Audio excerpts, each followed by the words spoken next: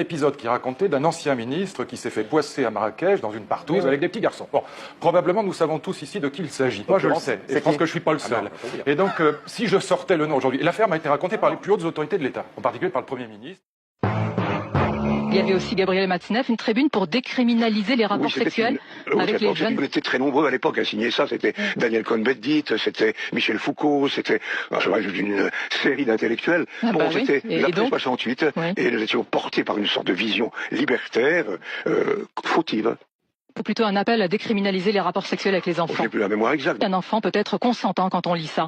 Mais écoutez, nous n'étions pas seuls à dire cela. Il y a eu même des personnes éminentes, je pense à Catherine Dolto. Et il se fait qu'un jour, il y a 50 ans ou 60 ans, nous sommes une cinquantaine d'intellectuels à avoir écrit une connerie. On a fait une connerie et basta, voilà. Là, des gamins étaient prostitués à des gens comme Zach Lang, et un gosse a été trouvé mort, sodomisé, la tête dans un seau de merde, que l'on m'arrête à la sortie si ça n'est pas vrai. Cette enquête paraît vraiment étrangement menée, c'est le moins qu'on puisse dire, avec lacunes, retard et grosses anomalies. Est-ce que vous avez déjà entendu dire qu'il y avait en France des sacrifices et des charniers d'enfants? Je peux vous dire qu'en région parisienne, j'ai effectivement eu connaissance de charniers d'enfants. Je pèse mes mots. Je n'en dirai pas plus parce qu'il y a une instruction en cours. Mais voilà. Non, mais c'est extrêmement grave ce qui est dit sur ce plateau.